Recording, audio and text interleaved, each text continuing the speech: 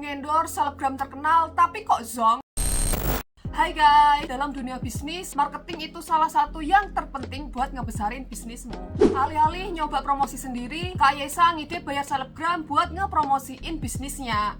Tapi zonk guys. Gimana ceritanya? Yuk kita bahas bareng. Pernahkah kamu membayar selebriti Instagram atau selebgram untuk mempromosikan produk atau bisnismu? Apakah penjualan produkmu meningkat? Pernah dan zonk banget. Buru-buru buat naikin penjualan, naikin traffic aja enggak. Tapi in retrospect, ini lebih ke kesalahan saya sebagai penjual sih daripada selebgramnya. Jadi ceritanya habis resign, saya pernah nyoba bikin brand modest fashion bareng teman saya. Niat banget itu, kami sampai bikin label baju dengan nama brand kami sendiri. Sekaligus cetak paper bag brand. Dengan modal patungan, saya sama teman saya belanja kain ke Tanah Abang. Terus kainnya dijahit di tukang jahit deket rumah. Limited stock aja. Modelnya desain sendiri. Masalah pertama muncul di sini. Saya bisa gambar, bisa jahit, tapi saya belum jago bikin pola baju. Dan ternyata tukang jahitnya kurang bisa merealisasikan desain yang kami gambar ke bentuk bajunya. Jadi di beberapa model hasilnya beda dari ekspektasi. Mana lama banget lagi jahitnya. Ya udahlah, nasi udah menjadi bubur, kain udah jadi baju. Entah gimana caranya kami harus ngejual tuh baju. Nggak jelek-jelek banget kok. Masa sih nggak ada yang mau? Pikir kami saat itu. Kami pun bikin photoshoot ala-ala. Saya yang moto, teman saya jadi modelnya. Hasil foto-fotonya dipajang di Instagram brand. Beberapa waktu berlalu, kok nggak ada yang beli ya? Cuma ada satu, itu juga teman sendiri. Terus teman saya ngide buat PP atau paid promote di salah satu selebgram hijaber terkenal. Sekarang followernya 2,5M. Dulu masih 800k kalau nggak salah. Awalnya saya ragu-ragu karena duit tabungan udah habis banget cuy. Tapi akhirnya saya ngikut teman saya aja deh. Saya minta duit ke ayah saya buat patungan bayar PP di selebgram itu. Rate-nya waktu itu kalau nggak salah sekitar 800.000 untuk satu story. Sempet ada kendala sih, PP kami ditunda-tunda mulu sampai akhirnya berhasil diupload setelah dikejar-kejar sama teman saya. Waktunya kalau nggak salah jam 8 malam. Lumayan prime time kan? Terus kami nunggu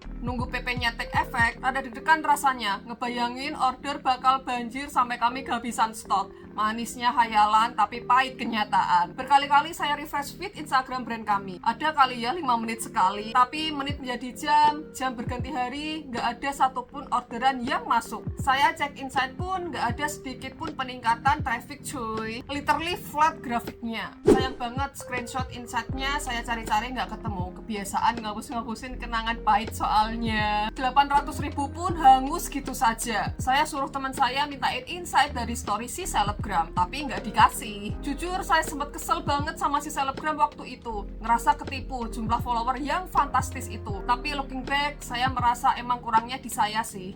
At least selain emang masalah produknya, ada beberapa poin yang saya rasa adalah kesalahan saya. Pertama, saya PP, bukan endorse. PP tuh kami cuma ngasih foto, bahkan bukan video. Sedangkan buat item kayak baju itu bakal ngaruh banget kalau dipakai langsung sama si selebgramnya sambil di-review dan dipromosiin. Kedua, gambar yang dikasih buat PP pun nggak mengundang. Cuman kolase beberapa foto produk kami, plus Instagram handle brand kami yang bisa diklik. Padahal tulisan itu bisa powerful banget. Sir, a picture is worth 1,000 words. Tapi di tengah lautan persaingan yang PP di selebgram yang sama, penting mengkomunikasikan value dari produk supaya produk kami stand out dan menarik minat calon customer buat ngeklik Instagram handle brand kami. Ketiga, brand kami masih terlalu baru. Bener-bener baru netes banget. Nih ya, kalau misalnya ada calon pembeli, syukur-syukur tertarik mampir ke Instagram kami.